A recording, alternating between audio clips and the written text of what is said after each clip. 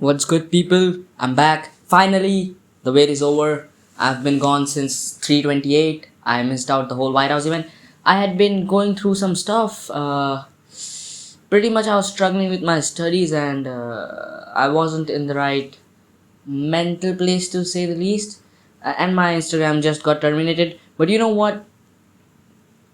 My Instagram just got terminated like 2 days ago, and I was struggling like mentally and everything else wise before my Instagram got terminated. While I was getting better, while I was ready to come back into everything, my Instagram got killed pretty much. So I'm not gonna let that stop me even more. We are going to use that as motivation. We are going to use that as fuel. I fucked it up already. There we fucking go. Anyways, this is my fights to make after UFC fight night. Manel Kape versus Kyoji Horiguchi. And yes, I did pick the Gooch. Yes, I'm not the. I kind of hate Manel Kape because he's a cheater, and he has bigger tits than his wife. He breastfeeds his son. That's why I don't quite like him. But you know what? Fine. Let's just get straight into the matchmaking stuff. Let's start with the starting of the card. What the fuck is wrong with my stutter? I swear I don't stutter when I like speak to people and shit. But when I'm speaking to myself and when I'm trying to record videos, this shit just happens, dude. So the first fight was Shane Collins versus Otari Tanzilovi. Otari Tanzilovi just got like pretty much outboxed for 3 rounds straight. I thought it was 30-27. Maybe you could score it 29-28. But Otari didn't do anything with his takedowns. He didn't land any ground and pound, and takedowns, as we know, don't score. Control time isn't taken into account until after effective striking and grappling. So I thought Shane Collins just pretty much picked him apart with his boxing for 3 rounds. As for Shane Collins, he's 8-0. I would like to see him fight Melsik Bagdasarian, who just fought on this card as well. We'll get to him in a minute. Why do I want him to fight Melsik Bagdasarian? Because I think that fight is genuinely close and that is genuinely winnable for Melsik Bagdasarian. Also, Melsik gets these crazy killers back to back to back. He faced Gene Silver. Now, then they give him like a 10-0, 10-1 guy. What's his record? Fuck. They give him like a 10-0 guy. I would like to see him fight another undefeated fighter who might actually end up beating him. So yeah, I think it makes sense rankings wise and the guys they fought, the guys they've lost to and stuff. If Melsik loses that one, we could also cut him from the UFC. As for Otari Tanzilovi, if we don't cut him immediately, because I just refuse to believe that this guy is UFC worthy, he's going to be cut in the near future for sure. Uh, if he isn't cut immediately afterwards, I would like to see him fight Curtis Campbell. Curtis Campbell is also one of those fighters that I feel like he should be cut from the UFC. Winner of this fight gets to keep their contract. Curtis Campbell has a very grappling heavy esque style. Both of these guys aren't the best strikers. If anything, Atari, like the fucking gaming console, is the better striker. So I would like to see him fight Curtis Campbell, and yeah, I get yeah. Let's move on to the next fight. Next fight we have Carol Rosa versus Luana Santos. I should have picked Luana Santos. I should have known. I didn't know the styles of Carol Rosa and Luana Santos. As soon as I heard the commentary say Luana Santos is planning to use her jiu-jitsu and judo, I was like, ah, fuck, there goes my pick. Because I did pick Carol Rosa. That being said, I just picked her off of her record. I did not have time to do tape study for this card at all. I made my picks in 15 minutes where I was going on their topology records and I was looking at the guys they beat and shit. And I just did MMA math, and that's why I did so horribly this card. But yeah, as for Carol Rosa, I would like to see her fight Bia Mosquito, uh, especially because I hate mosquitoes. And that's actually an interesting fight because if Bia Mosquito cannot get her takedowns, Carol Rosa is gonna beat the shit out of her. Okay, maybe not beat the shit out of her, but Bia Mosquito did not look that good against Melissa Mullins. She also fought on this card. Let's make that fight happen. It's cool. Bia Mosqueda gets a jump up into the rankings. Calhosa fights down in the rankings. She's gonna be like a spot or two down than she was before the fight. So yeah. As for Luana Santos, I want to see her fight Norma Dumont. That's the fight that kind of makes sense. Norma Dumont, she's ranked number 4, I believe. She just lost to somebody. Like no, it wasn't Caitlin Vera got cut. It wasn't Jacqueline Cavalcanti. It was somebody that was like up and coming and shit. I don't really remember who it was. She lost like a close decision if I'm not wrong. And now she's coming off a loss. It's fucking Norma Dumont who gives a shit. Give her Luana Santos. Give Luana Santos a step up into the top 5. And stylistically speaking, that fight's kind of interesting as well.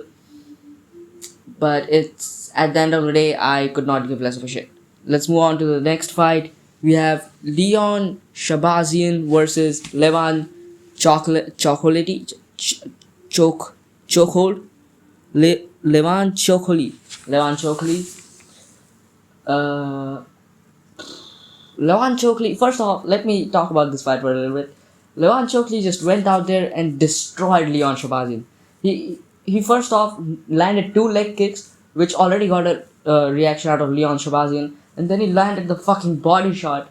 Like Leon Shabazian might be in competition to have the most genius body with Anthony Hernandez and maybe Junior Tafa because of the leg kicks. It's like if you mixed Anthony Hernandez and Junior Tafa, because Junior Tafa has a very bad chin to leg kicks and Anthony Hernandez is chinny to body shots, you mix them and you get Leon Shabazian.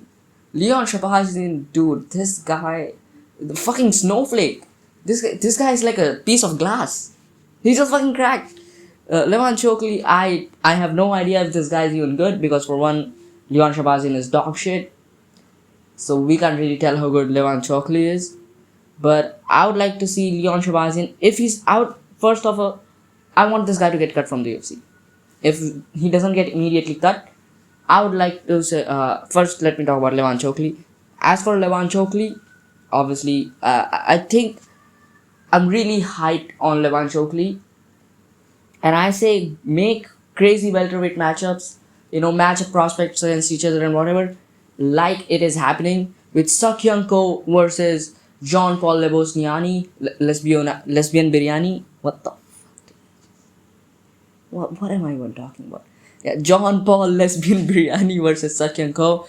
The winner of that fight should fight Levan Chokli. The loser of that fight can also fight Levan Chokli. I don't mind that. But sorry, I said loser. Fuck. The loser of Sakyang Ko versus Lebosniani. I said winner. I'm sorry. I fucked it up a little bit. I wasn't really looking what I was reading at. As for Leon Shablazian, give him Ty Miller, get him slimed out, and cut him from the UFC. The reason I give him Ty Miller has 1 win in the UFC, and it's kind of dog shit. It's against Adam Fuggett, and at this point, Leon Shabazian, the best use case for Leon Shabazian is to just use him as fodder for other up and coming prospects. And that's exactly what Ty Miller is. So yeah, I would say make that fight happen. As for Gaston Bolaños versus Michael Aswell Jr., holy shit, Michael Aswell is bad. Okay, Michael Aswell, he was just like a step behind everywhere, dude. I thought Gaston Bolaños won that fight. I think, yeah, dude, I don't know. It was mostly just boxing exchanges and shit. And Michael Aswell Jr. kind of gassed out round 2. And round 3, it was almost as if he took like a break round where he stepped on the gas round 1, gassed out round 2. He took kind of a break round 2, stepped back a little bit round 2. Round 3 he started very with a lot of foot on the gas. And then he kind of gassed out a little bit by the end of round 3 as well. It wasn't like he completely gassed out or anything, but his cardio was definitely... It was noticeable that his cardio was bad. Gaston Bolaños, Ilia Topuria, Ilia Topuria is so back. Ilia Arturo, as I like to call him. Gaston Bolaños is low-key kind of chill.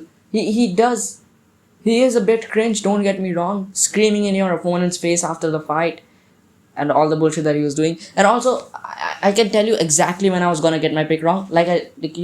You guys know, if you've watched every single one of my fucking videos, which I hope you haven't, uh, you'd know that at some point, somewhere in there, I said I can predict right before the fight is happening if I'm gonna get my pick wrong.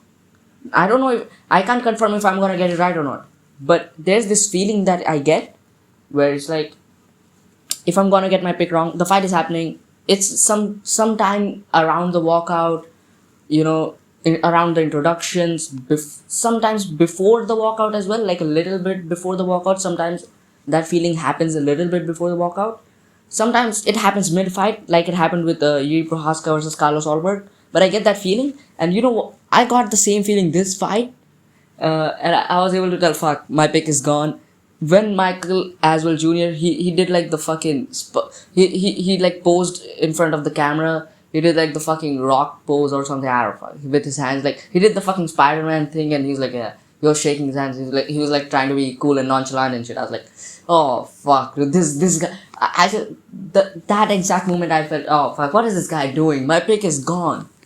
And yeah, as for the matchmaking, I would like to see Michael Aswell Jr. First, let's start with Gaston Bolaños. Why am I fucking talking about losers before? Losers don't get talked about before the winners. Why am I doing that? As for Gaston Bolaños, I want to see him fight Haider Ramil. Haider Ramil just fought on this card. Haider Ramil is semi-decent, and Haider Ramil is on a 3-fight losing skid. Losing to C-Rod isn't that bad, but this loss before that to Jamal Emmers is kind of shit. And I think, fuck it, make Gaston Bolaños versus Haider Ramil. I really don't give a shit about these unranked featherweights, to be honest. You can match them up however you want, unless it's like something completely absurd. But I would like to see him fight Haider Ramil. As for Michael Aswell Jr., I give him Nate Landwehr. Because Nate Landwehr, he's old, full of mold. He's like a punching bag pretty much. He's like the type of guy you give somebody to get a highlight reel. And Michael Aswell Jr. is awful as well. So, both of these guys are shit. Both of these guys are in a similar position. Loser of that fight either gets cut from the UFC, or if this might be like Nate Landwehr's retirement fight or whatever. And this is actually a very winnable fight for Aswell Jr. as well. You see what I did there? Yeah, that was completely unintentional. Because Nate Landwehr is so chinny, Michael Aswell, if he just rushes at him like he usually does, he could catch him and he could knock him out. As for the next fight, we had Alan Nascimento versus Mitch Rabozo. As for Alan, I don't fucking know what to tell you, man. I picked Alan Nascimento because I thought he was gonna use his reach a little bit more. And what he did round 3, I thought that was gonna happen round 2 or round 1. I thought that was gonna happen earlier in the fight. It didn't. He dropped Mitch Rabozo in round 3. I know Alan Nascimento has a lot of power, and Alan Nascimento, I still think he has a lot of potential. He could be like a featherweight Charles Oliveira because he has a lot of power. His striking is terrible. His striking, there's a lot to be desired from his striking. He has great jiu-jitsu. With that being said, he could not finish Mitch Rabozo after he dropped him, so his jiu-jitsu isn't that high level, but he's like a featherweight Charles Oliveira, but like 2 times worse. Mitch Rabozo just kind of out-schooled him in the striking for like the first 2 rounds, then he got dropped in round 3, which is kind of like every Alan Nascimento fight. He either wins by... He's losing. Even in his last fight, Alan Nascimento's last fight, he was losing, he was getting pieced up, and then he drops his opponent and then he finished the fight. This happens in like every Alan Nascimento fight for some reason. As for the matchmaking, I would like to see Mitch Rabozo fight up, fight somebody like borderline ranked, not borderline ranked, but like someone below like fringe top 15. So like around rank number 25-ish. Somebody who lost to somebody who was just ranked. And that is Hyung Sung Park. Hyung Sung Park is a fucking fraud. He has 1 win in the UFC. They gave him Tyra. I don't know what the fuck they were thinking with that matchup. I know it was on short notice or whatever. He got schooled by Tyra. Then he got schooled by fucking Bruno Silva, of all people. I think it's fair enough to give him a step down and let him fight Mitch Rabozo. I don't think the winner of that should get a shot into the rankings. If Alan Nascimento had won out, still, dude, it's kind of hard to give the winner of that fight somebody ranked. But as for Alan Nascimento, I would say give him Andre Lima. Because Alan Nascimento is good, he has a lot of wins. He was on a nice little winning streak there. And he does look semi decent. He doesn't necessarily look completely awful in every fight. Even in this fight, he dropped Mitch Rabozo. As for Andre Lima, he just lost his undefeated record. We'll get to him in a minute. I'll discuss this fight when I get to Andre Lima. Next fight we had Beatrice Mosquito. What the fuck is with her name? First off, her first name is a wizard from Harry Potter, and her second name is her last name is a fucking insect. Versus Melissa Dixon. I know it's supposed to be Melissa Mullins. I don't know why it says Melissa Dixon on Google or whatever. Beatrice Mosquito got dropped. She didn't get dropped, but pretty much she got dropped. She got wobbled pretty bad. She was like pretty much out on her feet, nearly out. Like, the only thing stopping that from being counted as a knockdown was that her ass did not hit the canvas. And yeah, as for Beatrice Mosquito, bro, then Melissa Mullins did something very stupid. Instead of disengaging and instead making her stand back up and following up on the feet, which is what she should have done, she engaged on the ground. Beatrice Mosquito, she got time to, recover a little bit, get back into the fight, and then on the ground, it's a different level. Before she got dropped, like 10 seconds before she got dropped, I said, this is such an easy fight for Bia Mosquito. She could literally, if she doesn't establish her striking, she doesn't even have to wrestle. She could just pull guard. And pretty much she got dropped, and then she pretty much ended up in her guard, and then after getting dropped, she was really hunting for that triangle, but Melissa Mullins had both of her arms in, and she could have gotten the triangle. It wasn't like a flexibility issue where her legs just weren't able to reach. She could have gotten it, but Melissa Mullins was doing a decent job. But while she was trying to defend from that triangle, she kind of fell into that armbar. And it's just a different level when you're talking about Bia Mosquito. She's literally the lady goat. I want to see her get a step up in competition. Me personally, I want to see Bia Mosquito fight Carol Hoser. Like I said, I talked about this before. Or I want to see her fight Macy Chiasson. Reason for it, Macy Chiasson, she's like 7 or 8. I'm fine with either one of those. I really don't care. Me personally, I would rather see her fight Cal Hosa so that we can feed Macy Chiasson to Michelle Montague, because I am not a fan of Macy Chiasson. She looks like a fucking lesbian, and if you guys know anything about me, I'm not a big fan of lesbians. As for Bia Mosquito, that's the matchmaking. As for Melissa Mullins, she needs to get a step down in competition. I want to see her fight Alice Pereira.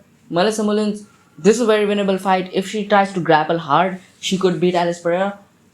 And on the feet, she's decent, but she's definitely a step behind Alice Pereira. If you don't know who Alice Pereira is, she got like a TKO win, like a very brutal knee KO win.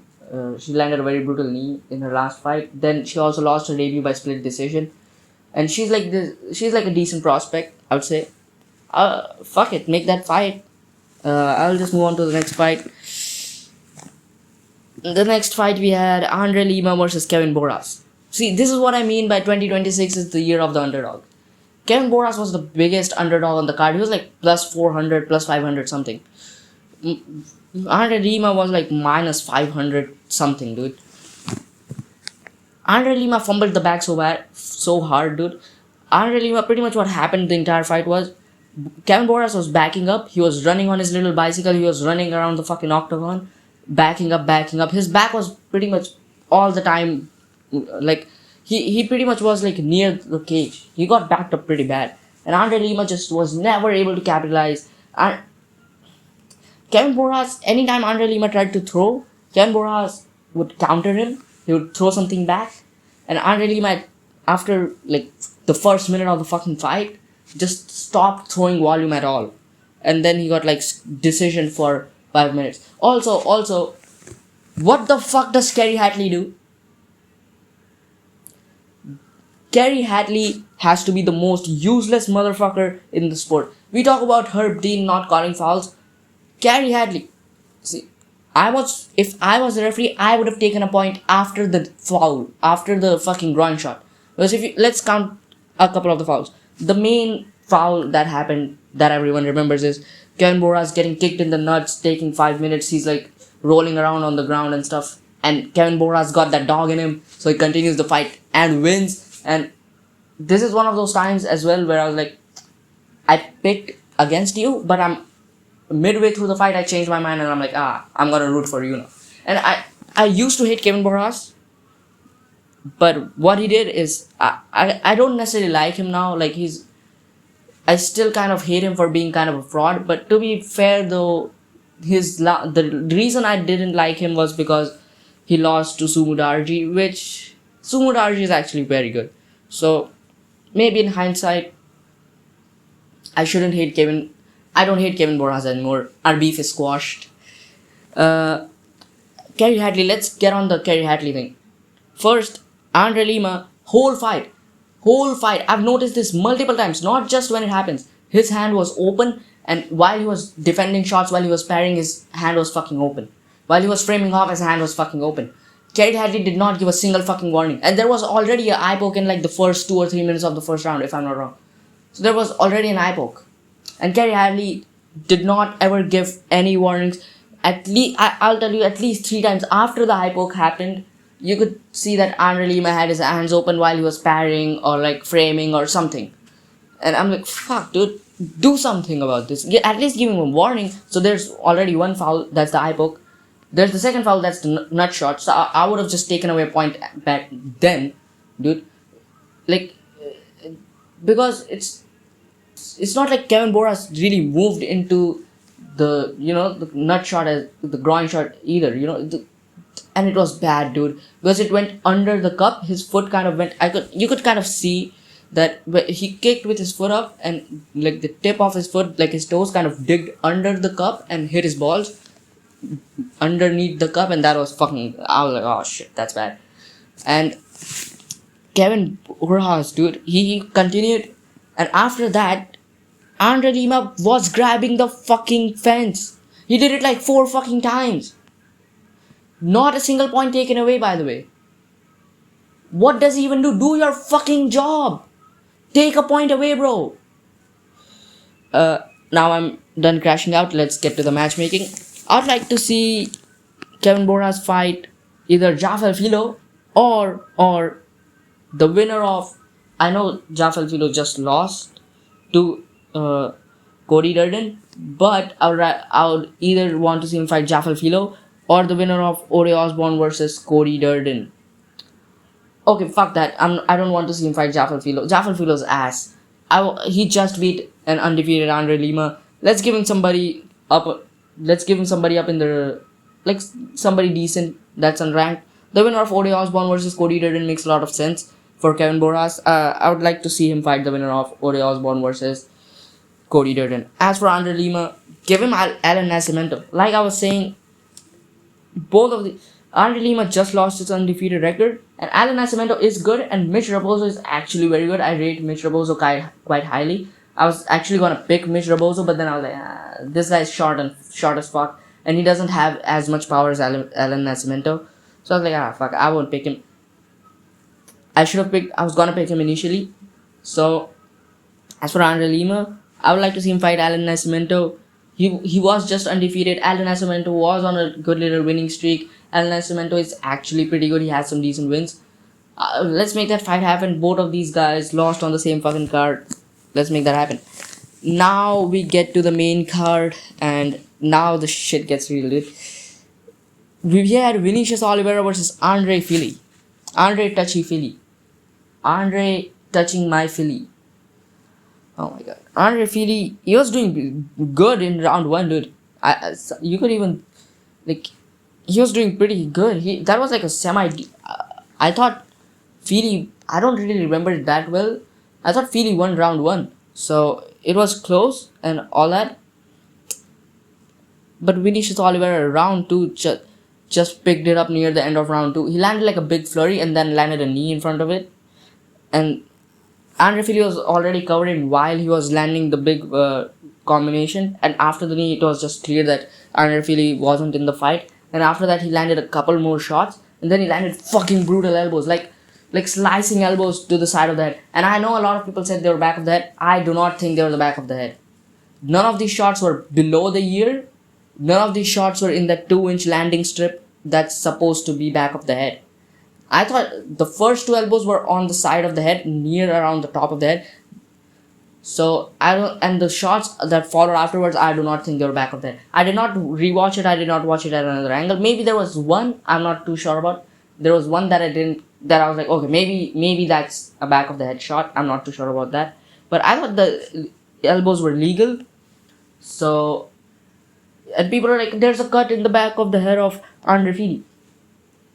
Did we not learn what the back of the head was? It's the 2-inch fucking landing strip, and below the ears, where the ears start, from their point onward, everything till like the spine, till like the top of the spine is back of the head.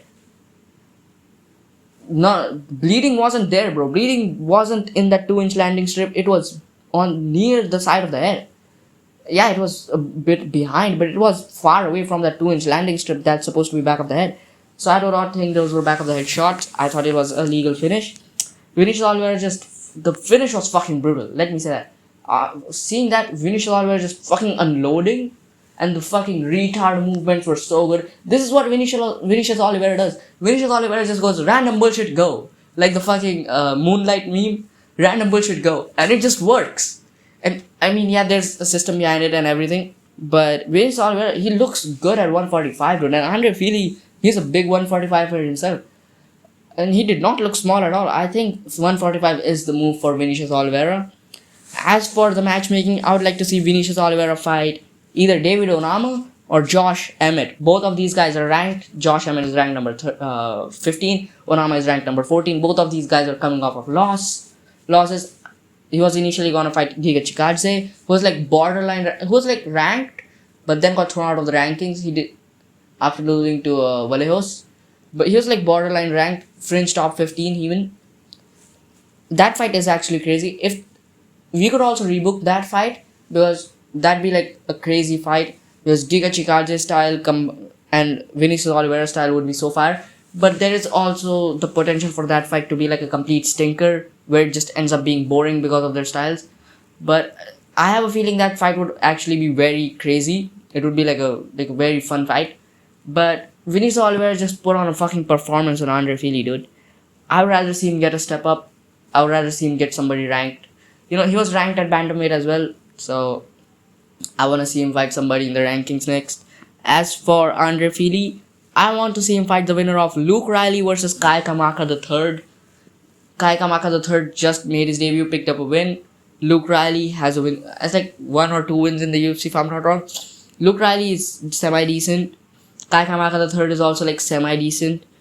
The winner of that fight probably loses to Andre Fili, to be honest. Unless Luke Riley, stylistically speaking, Luke Riley has a better chance to beat Andre Fili. But the winner of that fight, like rankings wise and who they've beat and stuff wise, I think that makes sense. As for the next fight, we had Melsik Bagdasarian versus Murtazali Magomedov. Let's talk about the finish. So Murtazali Magomedov pretty much takes down Melsik Bagdasarian easily. The striking was kind of There wasn't enough striking for me to say somebody looked good or somebody looked bad. But it wasn't, like, I wouldn't say Magomedov looked good. He took down Melsik Bagdasarian. He got to his back, and then he sunk in a twister, which is crazy. It's called, I looked it up, it's called a Scottish twister. The guy who pulled it off was Scottish, the first guy to pull it off, so that's why it's called a Scottish twister. It was a crazy finish, dude. This card had some fucking crazy nasty finishes, dude. So pretty much it's like in the back, you have a body triangle, somebody, they try turning into you, you lock your body triangle tight, you kind of get like a grip around their arm and their neck, like a guillotine-esque grip, and you kind of now you're turning your legs the opposite way, and you kind of squeeze their head like a guillotine, but you keep the body triangle and you keep squeeze the body triangle in the opposite direction of the guillotine, so it puts a lot of pressure on the back, pretty much like a twister. And yeah, it works exactly like a twister. It bends the spine like a twister would. So yeah, dude, that's a crazy shit, dude. I like spine locks a lot. My favorite submission is the executioner. Yes, yes, people don't like to roll with me, whatever. Uh, I'll have to add that to my arsenal because I like spine locks from the back. And if I can't get an executioner and somebody kind of tries to turn into me, I could get like a Scottish twister. That's pretty much what Magomedov did. It was just sheer dominate. It was just crazy, dude. It was a crazy finish. Easy win for Magomedov. As for the matchmaking, I would like to see him fight. Magomedov is still kind of like, you beat fucking Melsik back to Sharon, dude. I cannot give you like somebody good. And knowing the UFC, they're probably gonna give him another can. So I would like to see him fight either the winner of Bogdan Grad versus Dennis Bazooka. The winner of that fight, that fight's happening. The winner of that fight should fight Magomedov. As for I'm not gonna explain that much further. I'm really sleepy right now. As for Melsik back to Sharon, I would like to see him fight Shane Collins. I already talked about this before. So let's move on to the next fight. We had Christian Rodriguez versus Haider Amil. I told you guys Haider Amil is a fucking victim. I did not think Christian Rodriguez would. I thought Christian Rodriguez was gonna pick apart Haider Amil for like 3 rounds. I did not think he would just fucking head kick him that bad. And at some like 1 minute into the fight, I knew Haider Amil was gonna get knocked out. It was just the way he was moving. It was just the way he was reacting to punches, and he was not you could kind of tell by the way Christian Rodriguez was throwing that head kick. The setup was there, and it was just waiting for the movement. If you throw it enough times, it was gonna land and it was gonna knock Haider Amil out. The setup was just slightly off, and then the setup was not slightly off, and then Christian Rodriguez lands a flush head kick, knocks out Haider Amil. Haider Amil went from being one of the hottest prospects, crazy knockout artist with crazy power, to being a fucking victim, dude. This guy is a fucking... See, anybody who's lost to Jamal Emmers, I'm gonna be a bit worried when I'm picking you, I'll have second thoughts. I'll probably never pick you if you've lost to Jamal Emmers, to be honest. Christian Rodriguez, after that, he tries to finish the fight. Haider Amil somehow survives it. Haider Amil then gets put into a fucking guillotine, doesn't tap, goes out cold. So, I would like to see, as for the matchmaking, I would like to see Christian Rodriguez fight the winner of Jose Delgado, who beat Haider Amil, who lost in quotation marks to who was the fucking English guy. The last Kingsman, I don't really remember. Fuck. How am I forgetting his name, dude? You get the guy who beat Lucien Chiera. That guy. He lost him, but we all agree that it was a robbery. Jose Delgado is fighting Austin Bashi. The winner of that fight should fight Christian Rodriguez. And as for Haider Amil, I already said this. He should fight Gaston Bolaños. He needs like a big step down in competition now, to be honest. But Gaston Bolaños, he could generally knock Gaston Bolaños out. I want to give him like somebody that's not as bad as Gaston Bolaños, but at the same time, I don't want to give him... After you've been knocked out, like after you've lost 3 times and 2 of those times you've got brutally knocked out, I gotta give you Gaston Bolaños, dude. As for the next fight, we had Ion Cutelaba versus Navajo Sterling. Ion Cutelaba. This is why you can never pick Ion Cutelaba. I was discussing this on a Discord server I'm in. I'm in the RDR Angel Discord server. Shout out to RDR Angel. We follow each other on Instagram and shit. She's also a content creator. I'm on her Discord server. I was debating somebody on the Navajo Sterling pick, and I was like, yeah, but you can never be too sure about Ion Cutelaba. You can never be too sure picking a Ion Kurilaba fight. I know Ion Kurilaba is a great grappler and whatever, but I will never be confident picking Ion Kurilaba. This is exactly why. Round 1, he pretty much gets Navajo Sterling in a deep guillotine, takes him down, beats the shit out of him. Navajo Sterling somehow survives that guillotine. I thought, like, this is why people don't tap to guillotines in MMA. Guillotines are really, really unreliable unless you're Charles Oliveira, or unless you have knocked somebody down and then you go for a guillotine. It's gonna be really hard for you to like actually put somebody to sleep with a guillotine. Defending guillotines is kind of easy in MMA, like especially because of shooting takedowns and shit. It's drilled into everyone that how to defend guillotines, and it's kind of an unreliable submission nowadays. So yeah, now Sterling somehow survives that. He gets taken down in round 2 as well. Ion Kurilaba was trying to go for a Kimura or something. Ion Kurilaba gets reversed, and after he got reversed and now Sterling got back up, instead of getting back up with him or trying to wrestle up, he just sat there, dude. He pretty much just sat on the fucking canvas and covered up. Like, this is worse than Anthony Smith. At least when Anthony Smith does it, he rolls into a ball. What the fuck was this? He just put his back to the fucking fence, sat his ass on the ground, covered up, and then now Sterling just started landing bombs on it, dude. Yeah, this is why you can never pick him. As for the matchmaking, I would like to see Namo Sterling fight Zhang Mingyang. Zhang Mingyang was just ranked. He lost to Alonzo Menifield. He has become a Menifield victim, which is crazy. But I would like to see him fight Zhang Mingyang. That's a striker versus striker matchup. Yeah, I understand Nabo Sterling needs to kind of face somebody who can, exploit his grappling. But Zhang Mingyang can exploit his grappling. Zhang Mingyang is a good grappler. He after Johnny Walker tried to take him down, he was beating the shit out of him on the ground too. So Zhang Mingyang can take advantage of the grappling deficiency of Namo Sterling. And other than that, both of these guys have good power. Zhang Mingyang especially has a lot more power than Namo Sterling, but Namo Sterling has decent power as well. Rankings wise, it makes sense. Career trajectory wise, it makes sense. Let's make that fight happen. As for Ion Kurilaba, I don't know what the fuck to do with it. Give him Rodolfo Bellato. Get him out of here. Both of these guys are now Sterling victims.